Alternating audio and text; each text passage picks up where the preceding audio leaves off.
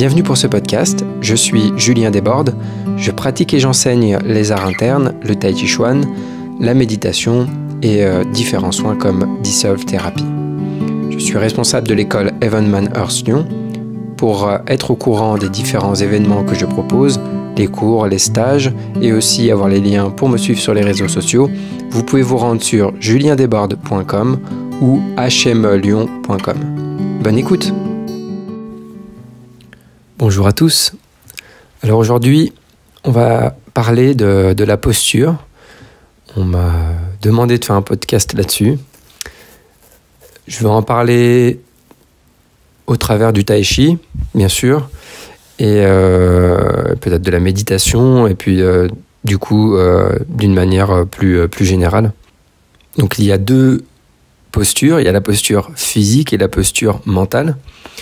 Les deux vont avoir un impact sur l'autre.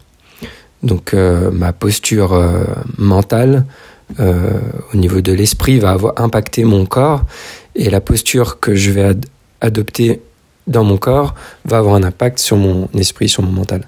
C'est pour ça que c'est intéressant de travailler les deux. Et c'est vraiment comme ça que sont abordées les choses dans le tai chi. Donc bien sûr, je précise toujours quand je dis quand je parle du tai chi, c'est toujours sous-entendu le tai chi tel que je le conçois et le tai chi tel qu'on le pratique à Schema Evenman Earth à travers ma vision à moi. Bien sûr, ça reste toujours mon filtre. Ce qui est intéressant avec le tai chi, justement, c'est que le tai chi, c'est le yin-yang. Hein. Et donc, l'idée étant de séparer, casser les blocs pour que le corps puisse générer des différentiels.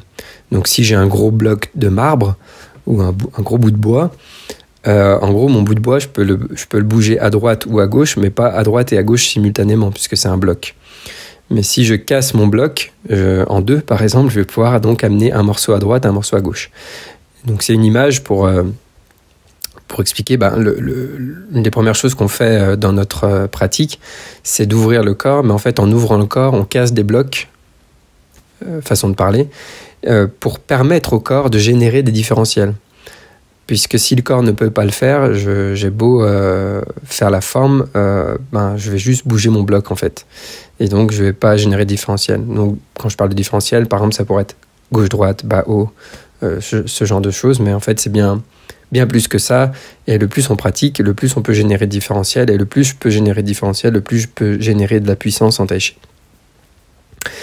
D'ailleurs, le chi, le chi du tai chi qui est propre au tai chi, vient de la séparation et donc des différentiels, donc de la séparation du yin et du yang, et c'est cette séparation qui va nous permettre ensuite d'harmoniser. Donc une des premières séparations que l'on veut générer, et donc quand on regarde le tai chi, donc ce qu'on développe au début, on le développe au début, et même si après on peut travailler d'autres choses de plus en plus subtiles, etc., et aller plus loin dans le corps, les fondamentaux, on les travaille toujours de toute manière. Et donc la première chose qu'on veut développer, la première séparation yin-yang dans le corps qu'on veut vraiment développer, c'est donc la séparation du squelette et de la chair, des tissus mous. Donc dans le travail de posture, donc avec le squelette qui est maintenu et de relâcher la chair et les tissus autour du squelette, donc sans que le squelette s'effondre. Cette première séparation, donc si je le regarde d'un point de vue du tai chi, c'est assez pratique pour ça. Ça va me permettre d'avoir une posture qui est en même temps tonique, disons, dans le sens où ma structure, mon squelette est suspendu et tenu et ouvert du coup, et en même temps d'avoir la détente, la chair qui relâche et qui descend. Donc j'ai souvent l'habitude de comparer ça à un bâtonnet de glace qui serait suspendu, comme si je tenais ma glace par le bâtonnet avec la glace en dessous, et donc la glace qui fond. Et donc je maintiens mon bâtonnet, j'ai ma glace qui fond, mais le bâtonnet est suspendu. Et après, peu importe que je bouge mon bâtonnet avec ma glace vers le haut ou vers le bas, j'ai toujours cette séparation, même dans le mouvement, donc de la chair qui est séparée du squelette, et donc la glace séparée du bâtonnet. Donc en gros, je crois que c'est dans des livres de Durkheim que j'avais lu, lui il parle, je crois, de tension juste, donc c'est un terme que j'ai retrouvé d'ailleurs ailleurs, je pense. On parle souvent de tension juste, mais la tension juste, pour moi, c'est un beau mot, mais comme plein de choses en fait, hein, les mots c'est bien, mais comment on fait pour développer ça? Et donc après c'est pareil, quand je dis séparer la chair du squelette, c'est pareil, c'est bien beau, mais comment je fais pour développer ça? Donc bien sûr, c'est pas le propos du podcast d'expliquer comment on fait pour développer ça. C'est en suivant un enseignement qui nous enseigne à le faire et aussi en ayant un contact peut-être avec des personnes qui ont développé un petit peu ça pour avoir une perception, une expérience un peu de qu'est-ce que c'est et de ce que ça veut dire.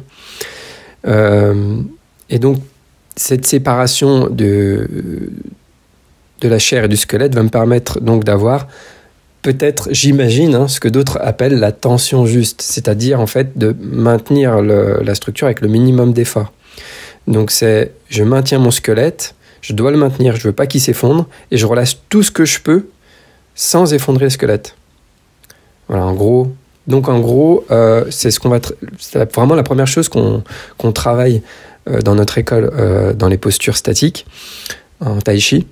Et en fait, ça va être la même chose en posture assise pour la méditation. C'est-à-dire le travail postural est essentiel en fait. Et ce qui est intéressant aussi, c'est que c'est souvent mis au second plan. Par exemple en méditation, on va tout de suite dire, donner des indications de posture, mais on va tout de suite donner autre chose à pratiquer. On va pas forcément passer, 1 an à juste pratiquer la posture. Et en fait, le travail postural, pour moi, j'ai compris maintenant que c'était en fait essentiel et qu'il était important de le faire en amont. Donc si par exemple je pratique la méditation, je vais passer du temps avant à pratiquer que la posture pour que ce soit vraiment intégré, que ce soit ma manière de m'installer et de tenir. Et il faut que je puisse tenir une certaine durée. Donc, par exemple, si je veux méditer, m'entraîner en tout cas mentalement, à maintenir mon esprit sur quelque chose pendant une demi-heure, il faut que je sois capable de tenir sans bouger pendant une demi-heure. Donc avec cette attitude physique, cette posture physique d'un corps ouvert, aligné, le dos le plus droit possible, etc., la tête suspendue, et le corps le plus relâché possible. Et là, on arrive à la posture mentale, et pour moi, il y a la même séparation yin-yang, en fait, dans le travail mental, dans l'esprit, dans l'intention aussi. Et ça, c'est vraiment quelque chose que j'ai découvert avec l'enseignement de HME, et c'est pas forcément expliqué tel que je vais le faire maintenant, mais en tout cas, en pratiquant, en suivant clairement les instructions qui sont données, ça nous permet de développer ça, en fait. Et par exemple, souvent, quand on porte notre attention de manière très précise et fine, et donc on se concentre sur quelque chose, on amène de la tension, de la crispation avec. Et inversement, pour être relax mentalement, en apparence d'ailleurs, en fait en superficie, ça ne veut pas dire qu'il n'y a pas des tensions derrière, mais je vais me divertir, je vais penser à autre chose, je vais regarder un film, une série, peu importe, je vais me divertir d'une manière ou d'une autre, et ça va me permettre de me détendre en fait. Et en gros, c'est soit je suis diverti, et donc pas présent, pas attentif à moi, au corps et à l'esprit, et je peux être relax, soit je suis attentif, présent, focus, mais j'amène de la tension avec. L'idée, c'est d'apprendre à être totalement présent, attentif, mais avec l'esprit qui relâche, quoi. L'esprit qui relâche, qui est détendu et qui est ouvert. Et donc là, pareil, on a une posture mentale qui est en même temps très là et très relax. Et je pense, en tout cas de mon expérience et de toutes les personnes que j'ai côtoyées, à qui j'ai enseigné, etc., que c'est beaucoup plus difficile parce que le corps, on peut, par exemple, de voir si on est aligné, disons qu'on peut quand même regarder dans le miroir ou se filmer, il y a quand même quelque chose qui est visible. Si on est détendu, ça peut se voir un petit peu, un peu moins déjà, mais ça peut se voir un peu, mais du coup, ça va être lié aussi à l'esprit. Et si je suis détendu dans mon corps, c'est que je suis détendu dans mon esprit. C'est là où les deux vont interagir. Mais alors mentalement, ma capacité d'attention, le fait d'être relâché en étant attentif, etc., c'est très difficile de savoir où on en est parce que notre fonctionnement habituel, en fait, ce qu'on peut percevoir, c'est le changement. Et donc, si mon niveau, on va dire, de crispation, mon habitude à me crisper, c'est tellement habituel, dans mon esprit, j'entends, et je me rends tellement pas compte de ce qui se passe dans mon esprit, qu'en fait, je peux pas du tout me rendre compte. J'ai l'impression, oui, non, mais je suis relax. Donc, en se filmant, on peut voir un petit peu, on peut voir l'attitude, on peut voir dans les yeux, on peut voir... Après, c'est pareil, plus on le développe, plus on côtoie des gens qui l'ont développé, et plus on peut voir ça chez les autres. Mais c'est beaucoup plus difficile de se rendre compte. Donc, il ne faut pas sous-estimer et se dire « Non, mais moi, c'est bon, je suis relax mentalement. » Non, encore plus, parce qu'en fait, on part du principe qu'on peut toujours plus se relâcher et encore plus être présent. C'est pareil dans les exercices, d'ailleurs, donc dans les exercices d'ouverture qu'on fait, etc. C'est en même temps trouver le plus d'intensité possible. Et quand on cherche l'intensité dans les exercices, quand on y va à fond, on a tendance à se crisper mentalement. Et surtout quand ça fait un mal, que ça tire, etc. Et inversement, quand on relaxe, on va avoir tendance à alléger un peu, à être moins intense dans l'exercice. Et bien là, on veut pareil, on veut l'équilibre, le plus possible d'intensité, mais le plus possible de relax, d'ouverture, de l'esprit qui relâche, quoi. Et de douceur dans l'esprit. Donc, c'est encore une fois une autre forme d'équilibre yin-yang dans l'esprit qu'on va chercher à trouver. Et tout ça, c'est pas naturel. Tout ça, c'est absolument pas naturel. Si je dis « tiens-toi droit », on va se tenir et se crisper. Et si on dit « relax », on va avoir tendance à s'écraser. Et donc, d'avoir une tenue en même temps, tête suspendue, droit, etc., ouvert, et en même temps relax, c'est pas naturel.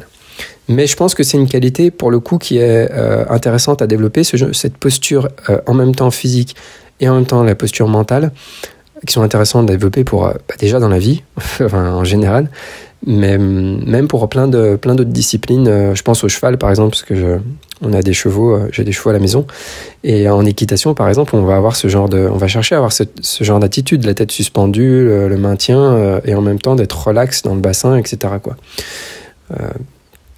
Mais le problème, donc moi j'ai vu ça par exemple quand j'ai pris quelques cours d'équitation, etc. Et ce que je vois, c'est qu'en fait on en parle déjà à cheval, mais on n'apprend pas à le faire déjà tout seul. C'est là où le tai chi, je trouve ça intéressant, et même le travail postural dans la méditation, comme je le disais tout à l'heure, c'est-à-dire quand on veut développer une qualité particulière, de s'occuper que de ça, de pas gérer de pas en même temps. Donc là, je parlais d'équitation, de pas avoir un cheval à gérer en même temps que j'essaie de gérer ma posture. Ça fait trop de choses à gérer. C'est compliqué de mettre tout ça en place. Comme de méditer et en même temps de gérer la posture. Non, parce qu'on veut avoir l'esprit absorbé dans quelque chose en méditation. Donc, commençons par être absorbé dans la posture.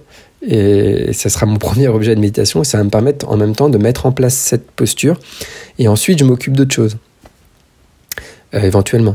Pareil en tai chi, la première étape dans les postures debout, c'est de s'occuper que de ça, de se focaliser là-dessus, de mettre ça en place, et quand c'est un certain niveau mis en place, qu'il y a une certaine expérience et habitude du corps à être dans cette posture, etc., on peut commencer à s'occuper d'autres choses et de faire des pratiques plus internes, enfin plus détaillées, quoi. Et c'est pour ça que souvent je dis le tai chi et le travail postural qu'on fait, etc., à plein de niveaux, il est intéressant pour plein d'autres disciplines, parce qu'en fait, c'est des choses qu'on va développer qui sont intéressantes et voire même parfois nécessaires à développer dans d'autres disciplines. J'ai souvent des gens, par exemple, qui font du golf, ou la dernière fois, on m'a dit du billard français. Quelqu'un qui m'a dit qu'il s'était intéressé au tai chi, donc parce que en billard français, on a besoin d'être détendu, etc., la posture. Et du coup, de venir essayer le tai chi, ça l'intéressait par rapport à ça. Et je crois qu'il y a plein de qualités qu'on a besoin de développer dans d'autres disciplines, mais comme le tai chi, on s'y consacre pleinement, c'est vraiment, vraiment intéressant, parce que ça va avoir une répercussion sur l'habitude posturale, physique et mentale, bien sûr, et le temps que je vais passer à me changer, donc ça va me transformer en fait, et c'est avec ça que je vais aller faire d'autres choses, c'est avec ça que je vais vivre ma vie de tous les jours. Si j'ai l'habitude d'avoir ma tête suspendue, d'avoir une certaine posture, etc., moi donc quand je monte à cheval, je vois, donc avant j'étais dans une autre école de tai chi, on pratiquait différemment. Quand j'ai changé d'école, donc je suis arrivé à HME, cette manière de pratiquer, etc., ça a complètement transformé ma manière même de monter à cheval. Forcément, parce que ça m'a transformé moi, donc quand je monte à cheval, je suis différent. Et ça change vraiment tout, quoi.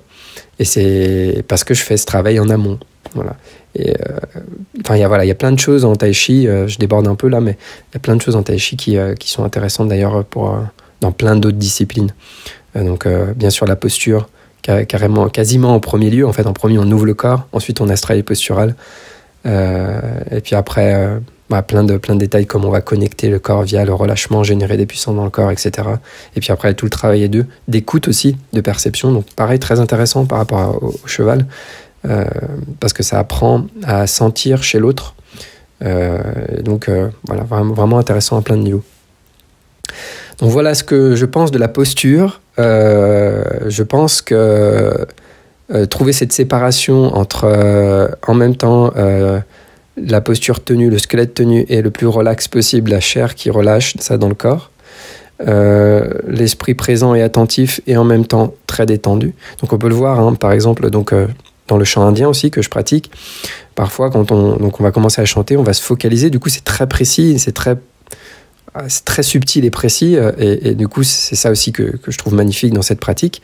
Mais du coup comme c'est précis et subtil, on peut avoir tendance à se concentrer et du coup à se crisper, à se tendre mentalement, et donc de trouver cet endroit où en même temps je suis très attentif et en même temps je relâche. Et ça vraiment c'est une qualité dans l'esprit qu'on développe pour moi dans Dissolve Therapy, qu'on développe aussi en Tai Chi, mais dans Dissolve Therapy on se focalise vraiment plus sur cet aspect là de la qualité dans l'esprit qu'on va développer. Voilà, donc d'une part, pour moi, la bonne posture, en tout cas le type de posture qu'on veut développer, c'est ça. Et d'autre part, pour moi, il est important de s'occuper que de ça pour développer la posture. C'est-à-dire d'avoir un moment où je m'entraîne juste à avoir cette posture. Donc à maintenir ma posture physique et à relâcher autour, et à entraîner mon esprit à être attentif et en relâchant. Sa nouvelle manière d'être attentif, c'est en relâchant. Voilà, donc extrêmement important, je me répète encore, d'avoir une pratique où je m'entraîne juste à faire ça, pas à avoir la bonne posture en faisant autre chose, pas avoir la bonne posture en faisant du cheval, pas avoir la bonne posture en jouant de la guitare, pas avoir la bonne posture en faisant du chant, pas avoir la bonne posture en faisant je sais pas, n'importe quoi d'autre, bref, mais à prendre un moment où juste la posture. Comme on le fait en Tai Chi d'ailleurs, où on a un moment où on s'occupe que de ça, avant de faire la suite, avant de faire des Songong ou des Qigong ou la forme, etc. Je ne travaille pas à améliorer ma posture dans la forme. J'entraîne ma posture en faisant des postures. Et ensuite, je m'entraîne à maintenir les conditions dans la forme. Mais je m'entraîne à travailler ma posture en faisant des postures. Donc vraiment, chaque exercice dédié à un truc spécifique. Si je veux développer quelque chose, je m'entraîne à faire ça en particulier, pas mélanger à autre chose. Donc si je veux travailler la posture assise, par exemple, pour la méditation, c'est la même posture, on va voir par exemple dans le chant indien aussi, eh bien je vais m'entraîner à juste la posture. Par exemple, je vais faire le matin, je me lève 10 minutes, juste la posture. Je m'occupe de rien d'autre, juste maintenir ma posture et relaxer. Voilà. Le plus je me focalise sur un truc, le plus je le développe, le plus je deviens meilleur, le plus je me transforme avec cette nouvelle chose que je suis en train d'entraîner. Et du coup, je vais pouvoir passer à autre chose.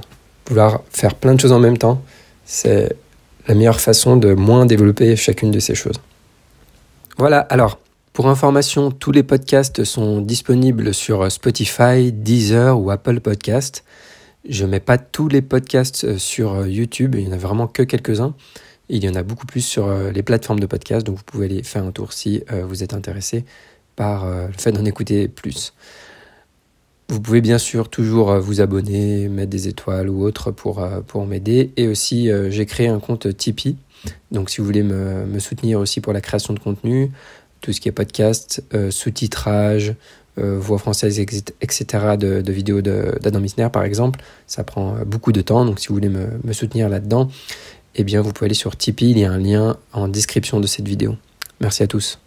Il y aura un workshop Dissolve Therapy avec Andy Mack qui sera à Lyon les 11 et 12 novembre pour un workshop de 2 jours et en option aussi le 13 et 14 pour faire 4 jours, mini retraite de 4 jours. Toutes les infos sont toujours soit en me contactant, soit sur le site hmlyon.com. Et puis je vous souhaite d'avoir une bonne pratique et puis à très bientôt. Au revoir.